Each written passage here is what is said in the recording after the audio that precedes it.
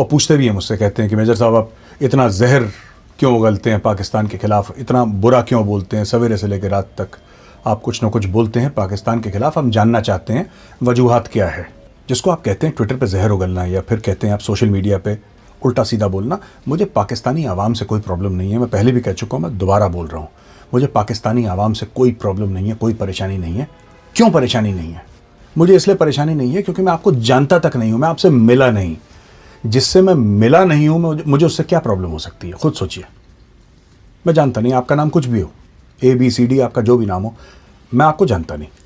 दूसरी चीज़ है, मेरी परेशानी जो है पाकिस्तानी डीप स्टेट के साथ है। मेरी जो परेशानी है वो Pakistani army, Pakistani military intelligence, Pakistani ISI और कुछ इनके पॉलिटिकल लीडर्स से है। और वो परेशानी क्यों है मुझे? पाकिस्तान अपने मुल्क के अंदर जो मन चाहे करे, उसका खुद का मुल्क है, और कम से कम हम ये मान के चलते हैं कि खुद मुख्तार है। हम मान लेते हैं कि खुद मुख्तार है। अब उनको बुरा लगेगा जब मैं बोलूँगा, लेकिन हम मान के चलते हैं कि खुद मुख्तार है, इंडिपेंडेंट कंट्री है। लेकिन ये बात ऑन रिकॉर्ड कहना बहुत ज़रूरी है कि ये जो जिसको कहते हैं कोट अनकोट जहर उगलना है, हमने शुरू नहीं करा था, हम जवाब दे रहे हैं।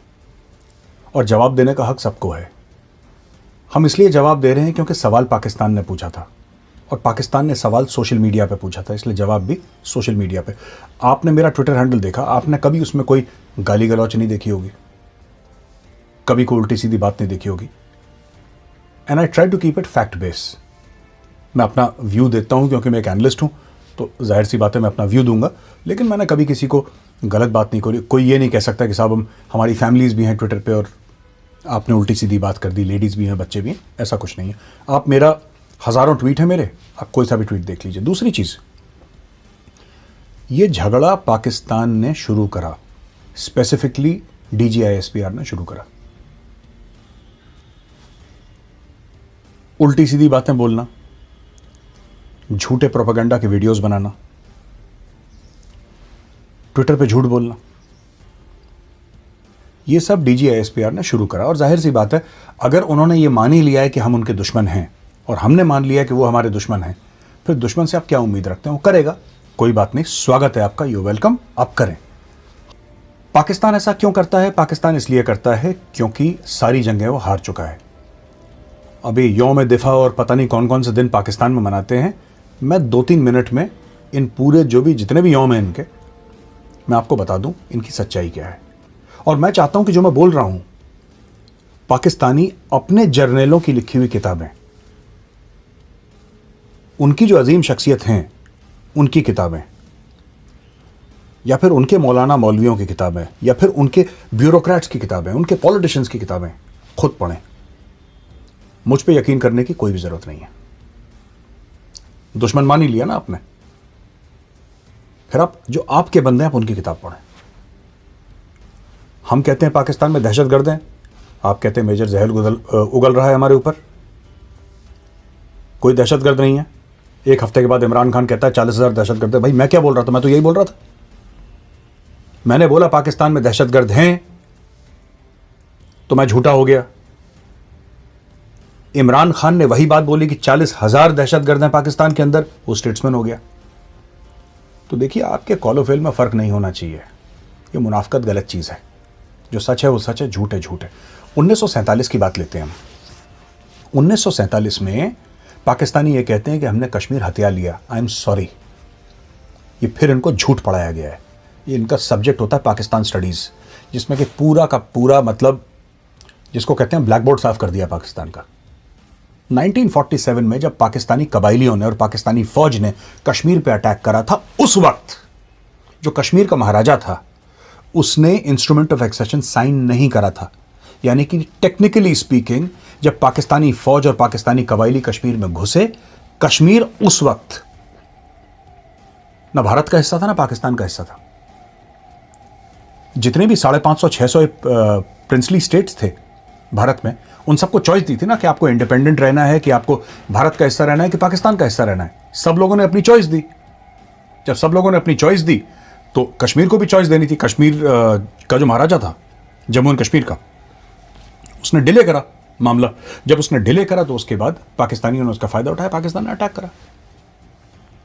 जब पाकिस्तान ने अटैक करा तो महाराजा ने फिर हमसे हेल्प मांगी कि साहब आप हमारी हेल्प करें। इंडिया ने बोल दिया कि हम आपकी हेल्प कैसे करें, आप तो इंडिपेंडेंट रहना चाहते हैं, तो या तो आप हिंदुस्तान का हिस्सा बने। उसने बोला ठीक है। He signed the instrument of accession 26-27 अक्टूबर को इंस्ट्रूमेंट ऑफ एक्सेशन साइन हुआ। इमीडिएटली 1 सिख और 4 कुमाऊं, पहले 1 सिख आई फिर 4 कुमाऊं आई, ये दोनों यूनिट्स थी जिन्होंने लैंड करा और पाकिस्तानियों को पुशबैक करने की कोशिश करी। काफ़ी हद तक पुशबैक भी करा, जहां तक पुशबैक करा, जब तक यूनाइटेड नेशंस का सीज फायर अनाउंस नहीं हुआ तब तक पुशबैक करा। जहां तक वो पुशबैक कर चुके थे ये लोग, उसको सीज फायर लाइन बताया। 1972 के बाद इसी को लाइन ऑफ कंट्रोल का नाम दे दिया गया। अब आप देखिए, पाकिस्तान ने भी 2 अग्रीमेंट साइन करी थी। पाकिस्तान हर समय कहा 1947-48 यूएन रेजोल्यूशंस, कश्मीरियों को उनके हकूक कौन दिलवाएगा, और भारत ये कर रहा है। ये दुनिया भर के ड्रामे। इनको अपना इतिहास, पाकिस्तानियों को अपनी तारीख खुद नहीं पता नहीं ये क्या पढ़ते हैं स्कूलों में, क्या काम करते हैं लोग, I don't know, but they should be aware कि स्टैंड स्टिल अग्रीमेंट साइन करी थी पाकिस्तान ने। It's on record. आप खुद जाके अपने हिस्टोरिकल रिकॉर्ड्स देखें। आपने स्टैंड स्टिल अग्रीमेंट साइन करी है, आपने खान ऑफ कलात के साथ साइन करी थी, आपने जम्मू एंड कश्मीर के लिए साइन करी थी, आपने वो वायलेट करी, आपने ये वायलेट करी। खान ऑफ कलात के बाद कोई खास फौज नहीं थी, आपने बलूचिस्तान निगल लिया इलीगली। आपने इलीगली गलत तरीके से बलूचिस्तान को पूरा आपने पाकिस्तान में मिला लिया। कश्मीर के साथ नहीं कर पाए क्योंकि यहां पे इंडियन आर्मी अब आ चुकी थी। Jammu and Kashmir including Pakistan occupied Kashmir is an inalienable part of India. वो भारत का हिस्सा है। और क्यों है भारत का हिस्सा, मैं आपको बताता हूं। कश्मीर का नाम आता है ऋषि कश्यप से। ये भारत का हिस्सा आज से नहीं, 5000 साल से भारत का हिस्सा है। पाकिस्तानियों को ऐसा लगता है कि जिस दिन यूनाइटेड नेशंस ने वो साइन करा कि साहब यहां पे प्लेबिसिट हो, और उसकी भी शराइत हैं जिनके बारे में पाकिस्तानियों को कुछ पता ही नहीं है। वो तो कहते हैं जी ऐसा कल करवा लीजिए, जैसे इनके रावलपिंडी में चुनाव हो रहे होंगे। लेकिन इनको यह पता होना चाहिए कि उसकी भी शराइत थी। लेकिन उसके पहले क्या हुआ था, आपको जानना जरूरी है ना। उसके पहले क्या हुआ था? उसके पहले यह हुआ था कि वहां पे ये जो पूरा एरिया है शामिल पीओके, ये भारत का हिस्सा था, जो कि पाकिस्तान ने गलत तरीके से ये अवैध कब्जा जिसको कहते हैं, ये पाकिस्तानी फौज एक बहुत बड़ा कब्जा ग्रुप है। और इन्होंने सिर्फ कश्मीर पर कब्जा नहीं करा, इन्होंने डीएचए के जो प्लॉट्स हैं ये सब कब्जा ग्रुप्स हैं। पाकिस्तान में जो सबसे पॉश सोसाइटीज़ हैं वो कौन सी हैं? डिफेंस हाउसिंग की है ना। वो बड़े बड़े जर्नल, बड़े ब्यूरोक्रेट्स, बिजनेसमैन डीएचए में रहते हैं।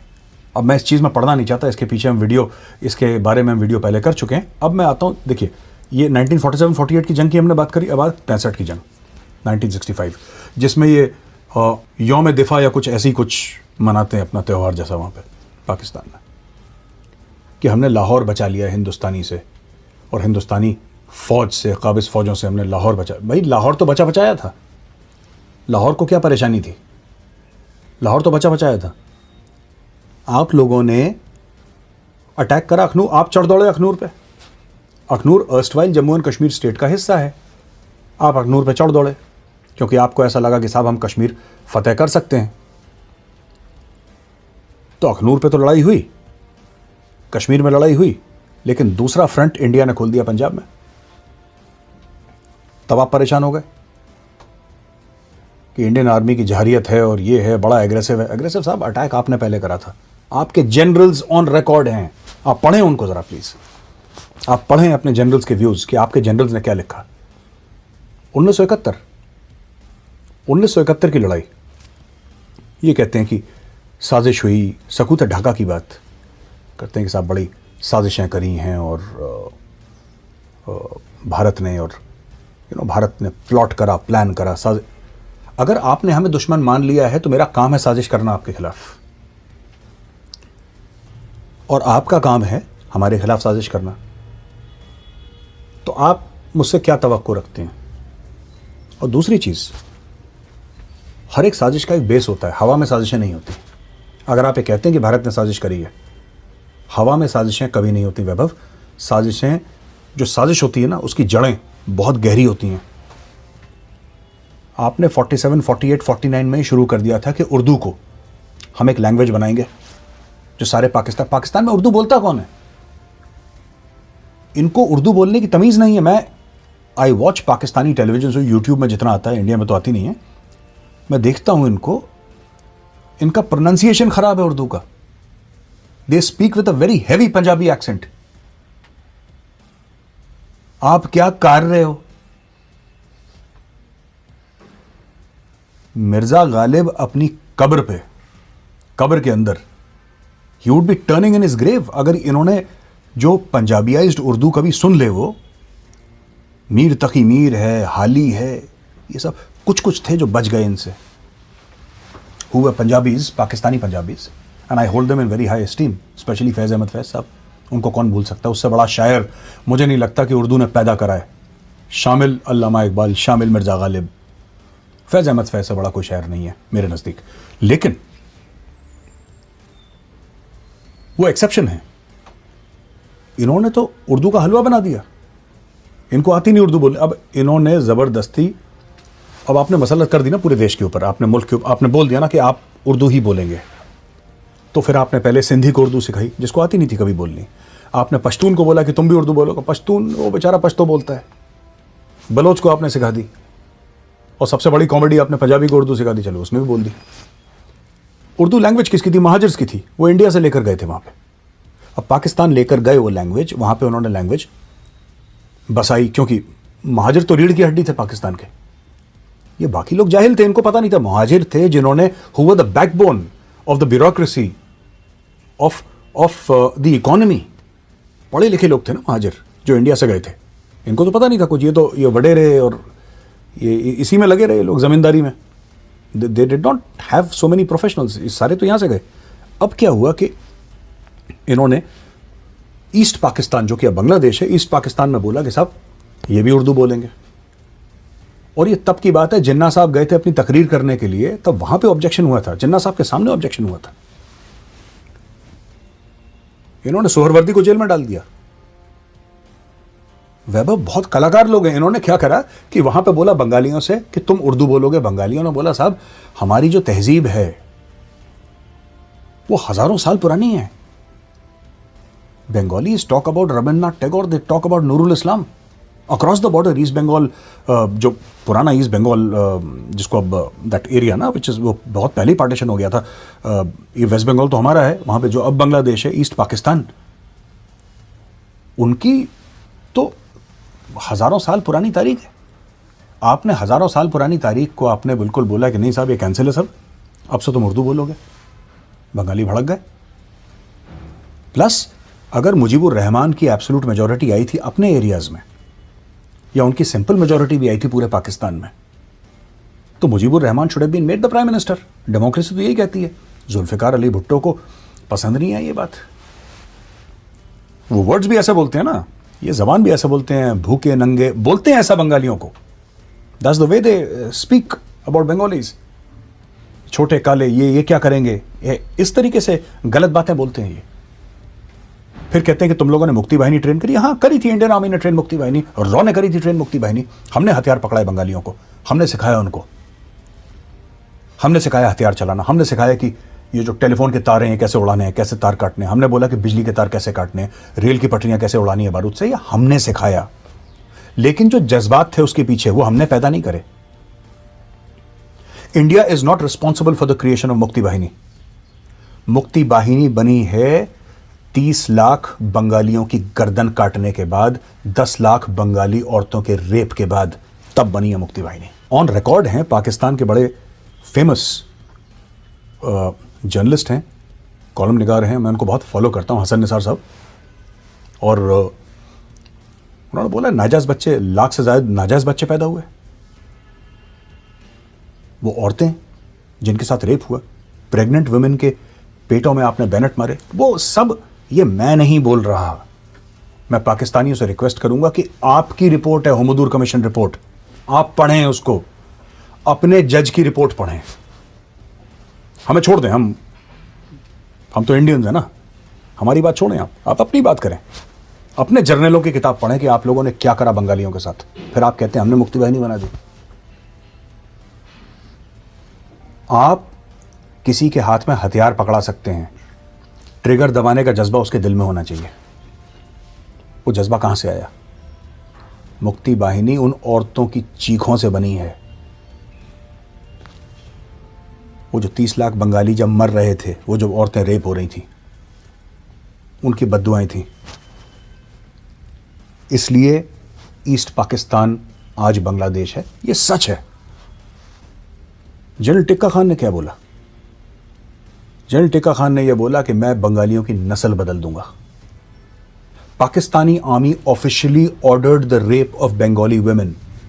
होमोदूर कमीशन रिपोर्ट में लिखा है, इट्स ऑन रिकॉर्ड। आपके जर्नल ने, जिसको बुचर ऑफ बंगाल कहते हैं, और बाद में वही आपने उसको माथे पे जो चढ़ा दिया। आपको लगा कि ये भी गजनवी और गौरी टाइप का ही है, आपने उसको माथे पे चढ़ाया, उसने जाके वो बाद में बुचर ऑफ बलूचिस्तान बना, टिक्का खान।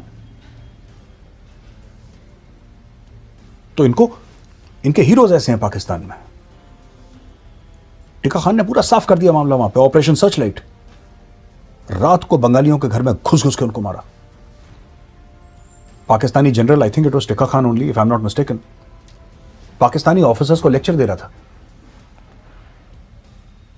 और बोल रहा था अब मैं आ गया हूं, अब मैं बंगालियों की नस्लें बदल दूंगा। एक बंगाली अफसर था उसमें, क्योंकि ईस्ट और वेस्ट पाकिस्तान एक ही थे, उसमें बंगाली ऑफिसर्स भी थे। और उस बंगाली ऑफिसर ने जब सुना कि ये हमारी औरतों के बारे में ऐसी बुरी बात कर रहा है, उसके पास पिस्टल थी, वो गया एक कमरे में, उसने पिस्टल निकाली, अपने सर पे रखी और उसने ट्रिगर दबा दिया। उसने खुदकुशी कर ली उस बंगाली अफसर ने। ये ऑन रिकॉर्ड है। एक पंजाबी अफसर है, मुझे उसका नाम याद नहीं है, और मैंने ढाका डूबते देखा, उसने किताब लिखी है जिसमें वाकया है। तो ये जो भी मैं बातें कह रहा हूं, आप खुद के जो आपके जर्नल हैं, खुद के आपके आला अफसर हैं, खुद के ब्यूरोक्रेट्स हैं, उनकी ज़बानी कहानी सुनिए।